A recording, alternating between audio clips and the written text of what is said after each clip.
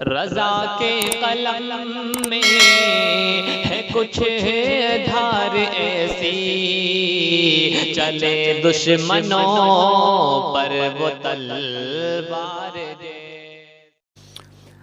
رسول اعظم صلی اللہ تعالی علیہ وآلہ وسلم کے پیارے دیوانوں، میرے ایک بھائی کا ایک سوال ہے کہ کس کی شادی کس کے ساتھ ہوگی؟ کیا یہ اللہ رب العزت نے پہلے سے ہی لکھ دیا ہے؟ اس کا یہ سوال ہے، یہ تقدیر کے حوالے سے سوال ہوا ہے، تو آج انشاءاللہ تعالی میں کوشش کروں گا کہ آپ کو جواب دے سکوں صحیح طریقے سے اور آپ کے سمجھ میں آ جائے، اس کے بعد میں آپ کے ذہن میں کوئی ڈاؤٹ نہ ہو، آپ کا جو دماغ ہے وہ بالکل ہی کلین ہو جائے، بالکل صاف ہو جائے اور آپ کو کوئی گنجائش نہیں رہے۔ دیکھیں، یہ بات حق ہے کہ کس کی شادی کس کے ساتھ ہوگی، اللہ رب العزت نے اس کو پہلے سے ہی لکھ دیا ہے، کیونکہ جب اللہ رب العزت نے قلم کو بنایا، قلم سے کہا اے قلم لکھنا شروع کر، قلم نے عرض کی پروردگار میں کیا لکھوں؟ تو اللہ رب العزت نے ارشاد فرمایا کہ جو کچھ ہونے والا ہے تو سب کچھ لکھ دے۔ اب بحکم الہی قلم نے لکھنا شروع کیا، اور جو کچھ ہونے والا ہے، جو کچھ قیامت تک ہوگا، قلم نے وہ سب کچھ لکھ دیا۔ جو کچھ قیامت تک ہوگا، قلم نے وہ سب کچھ لکھ دیا۔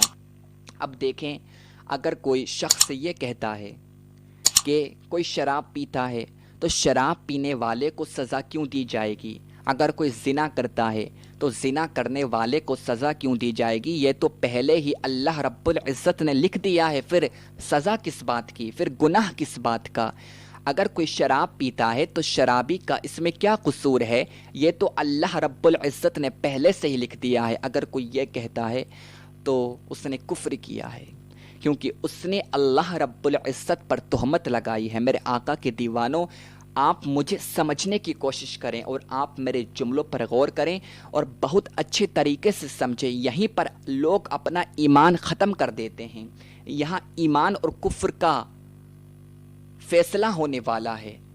آپ اللہ رب العزت پر اگر تہمت لگائیں گے، ایسی ایسی باتیں کریں گے تو آپ کا ایمان ختم ہو جائے گا۔ تو آپ سمجھنے کی کوشش کریں۔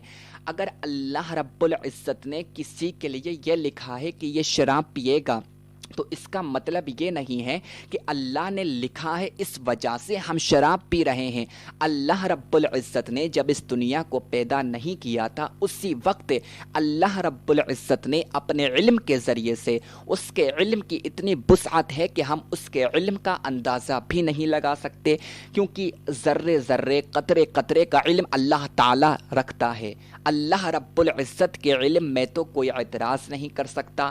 رسول اکرم صلی اللہ علیہ وآلہ وسلم کے علم میں لوگ اعتراض کرتے ہیں کہ حضور کو کلی علم ہے یا بعض علوم ہے۔ اس پر میں پھر کبھی بحث کروں گا اور آپ کو بتاؤں گا کہ حضور کو کیسا علم ہے، مگر آپ اتنا سمجھ لیں کہ اللہ رب العزت کے علم میں تو کوئی اعتراض ہی نہیں کر سکتا۔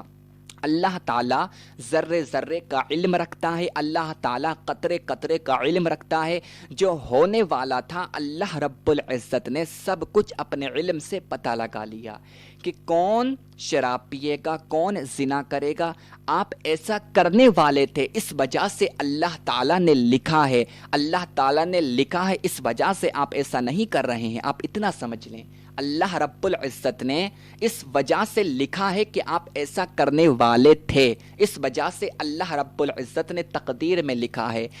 اب آپ یہ دیکھیں کہ لوگ یہ کہتے ہیں کیا تقدیر بدل سکتی ہے؟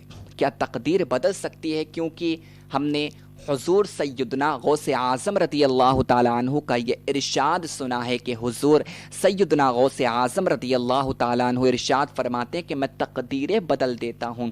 اور ایک شعر بھی ہے کہ نگاہ ولی میں وہ تاثیر دیکھی، بدلتی ہزاروں کی تقدیر دیکھی۔ تو اس کا مطلب کیا ہے؟ اور ہم نے یہ بھی سنا ہے، لوگ کہتے ہیں کہ دعائیں تقدیریں بدل دیتی ہیں۔ ہاں، یہ بات حقیقت ہے، مگر آپ اتنا سمجھ لیں، تقدیر دو قسم کی ہوتی ہے، ایک تقدیر مبرم، ایک تقدیر معلق۔ تقدیر مبرم کیا ہے؟ تقدیر مبرم اس کو کہتے ہیں جو کوئی بھی چینج نہیں کر سکتا. تقدیر مبرم اس کو کہتے ہیں جس کو کوئی بھی بدل نہیں سکتا. اب چاہے وہ نبی ہو، چاہے وہ صحابی ہو، چاہے وہ ولی ہو، چاہے وہ قطب ہو، چاہے وہ ابدال ہو، چاہے وہ کوئی بھی ہو، مگر تقدیر کو کوئی چینج نہیں کر سکتا. تقدیر مبرم کو کوئی بدل نہیں سکتا. اگر تقدیر مبرم کو بدلنے کی دعا نبی بھی کرتا ہے تو اللہ تعالیٰ ان کو روک دیتا ہے کہ میرے پیارے نبی آپ ایسی دعا نہ کریں. کہ جس طریقے سے جب حضرت ابراہیم علیہ السلام نے قوم لوط کے لیے دعا کی تھی، جب قوم لوط کے اوپر اللہ رب العزت کا عذاب ہو رہا تھا اور فرشتے آ رہے تھے عذاب کرنے کے لیے، تو حضرت سیدنا ابراہیم علیہ السلام نے دعا کی مولا تو قوم لوط سے عذاب کو اٹھا لے. تو اللہ رب العزت نے حضرت ابراہیم علیہ السلام کو دعا کرنے سے روکا کہ آپ ان کے لیے دعا مت کریں، ان کی تقدیر میں یہ لکھ چکا ہے اور اس کو کوئی بدل نہیں سکتا. ایک مرتبہ حضور اکرم صلی اللہ علیہ وآلہ وسلم نے دعا کی تھی کہ مولا میری امت میں جو اختلاف پیدا ہونے والا ہے اس اختلاف کو تو ختم کر دے. تو اللہ رب العزت نے پیارے آقا صلی اللہ علیہ وآلہ وسلم کو بھی روک دیا تھا. تو تقدیر مبرم کو کوئی چینج نہیں کر سکتا. اب جو دعا سے تقدیر بدل جاتی ہے وہ تقدیر معلق ہوتی ہے. تقدیر معلق کس کو کہتے ہیں؟ تقدیر معلق اس کو کہتے ہیں جس میں ہمارے پاس 2-3 آپشن ہوتے ہیں. میں آپ کو سمجھاتا ہوں بہت آسان طریقے سے، کیونکہ یہ جو تقدیر کی بحث ہے یہ بہت زیادہ طویل بحث ہے، بہت زیادہ تفصیل اس میں کرنی پڑتی ہے، مگر میں آسان لفظوں میں آپ کو سمجھانے کی کوشش کر رہا ہوں. اگر کسی کا کوئی ڈاؤٹ رہے گا تو آپ مجھے کمنٹ میں ضرور بتانا، انشاءاللہ تعالی پھر اس کے اوپر میں تفصیلی گفتگو کرنے کی حتی الامکان کوشش کروں گا.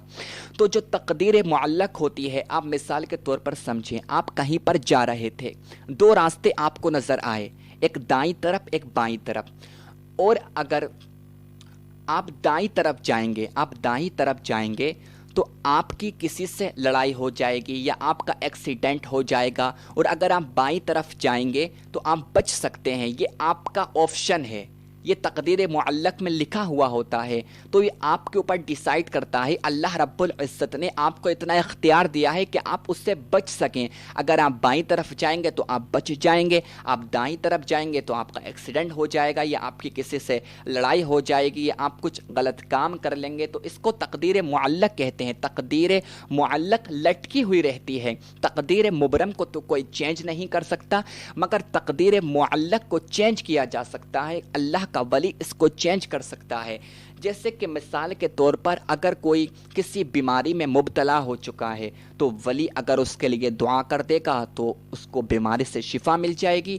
یعنی کہ تقدیر معلق میں ایسا لکھا ہوا تھا، اس نے اس کو چینج کر دیا. اب میں آپ کو سمجھاتا ہوں. جو لوگ یہ کہتے ہیں اگر کوئی شراب پیتا ہے تو اس کو شرابی مت کہو، کیونکہ اس کی تقدیر میں پہلے سے ہی لکھا ہوا تھا. ایسا کہنے والا گنہگار ہوگا. لیکن تقدیر معلق میں جو لکھا ہوا ہوتا ہے آپ اس کو بدل سکتے ہیں. اللہ رب العزت نے نیکی اور گناہ کرنے کا آپ کو اختیار دیا ہے. اگر آپ چاہیں تو آپ گناہ کریں، آپ چاہیں تو آپ نیکی کریں. یہ اللہ رب العزت نے آپ کی تقدیر میں یہ تو نہیں لکھا ہے نا کہ آپ گناہ ہی کریں، آپ شراب ہی پئیں. مثال کے طور پر آپ کہیں پر جا رہے تھے، آپ کو کوئی شراب کا اڈا نظر آیا. اب آپ یہ ڈیسائیڈ کریں گے کہ میں سیدھا گزر جاؤں یا میں شراب پی لوں. شراب پئیں گے گناہگار ہو جائیں گے، سیدھے نکل جائیں گے تو آپ کو نیکی ملے گی، آپ گناہ سے بچ جائیں گے. کیونکہ گناہ سے رکنا، گناہ سے بچنا یہ نیکی کا کام ہے. تو اللہ رب العزت نے بندوں کو اتنا اختیار دیا ہے کہ وہ کفر کا پتہ لگا سکیں، وہ ایمان کا پتہ لگا سکیں، وہ صحیح عقیدے کا پتہ لگا سکیں، اور ان سب عقیدوں کا پتہ لگا سکیں جو بد عقیدے ہیں اور ان سے بچ سکیں اور اچھے اعمال کر کے وہ جنت میں جا سکیں. تقدیر مبرم کو کوئی چینج نہیں کر سکتا. اب جیسا کہ کون کس وقت مرے گا، یہ اللہ رب العزت جانتا ہے، اور اللہ رب العزت نے سب کی موت کا وقت لکھ دیا ہے کہ کون کس وقت مرے گا، اس کو کوئی چینج نہیں کر سکتا۔ کون کس وقت پیدا ہوگا یہ بھی اللہ تعالیٰ جانتا ہے، اس کو بھی کوئی چینج نہیں کر سکتا۔ کون کہاں پر مرے گا یہ بھی اللہ تعالیٰ جانتا ہے۔ اللہ رب العزت نے تقدیر میں لکھ دیا ہے، تقدیر مبرم کو چینج نہیں کیا جا سکتا۔ کس کی شادی کس کے ساتھ ہوگی یہ بھی اللہ رب العزت نے تقدیر میں لکھ دیا ہے۔ تو اگر کسی لڑکی کی شادی جلد نہیں ہوتی ہے تو خدا کے واسطے آپ اس کو تانا مت دیا کرو، کیونکہ ہم نے ایسا دیکھا ہے جب کسی لڑکی کا رشتہ نہیں ہوتا ہے تو گھر والے اس کو تانا دیتے ہیں کہ تو منحوس ہے، تیرا رشتہ اس وجہ سے نہیں ہو رہا ہے۔ جو عورتیں ایسا کرتی ہیں وہ بہت غلط کرتی ہیں، کیونکہ اس میں اس کی کوئی غلطی نہیں ہے۔ اس کے لیے جو بہتر رشتہ ہوگا وہیں سے رشتہ ہوگا، کیونکہ اللہ رب العزت نے اس کی تقدیر میں پہلے سے ہی لکھ دیا۔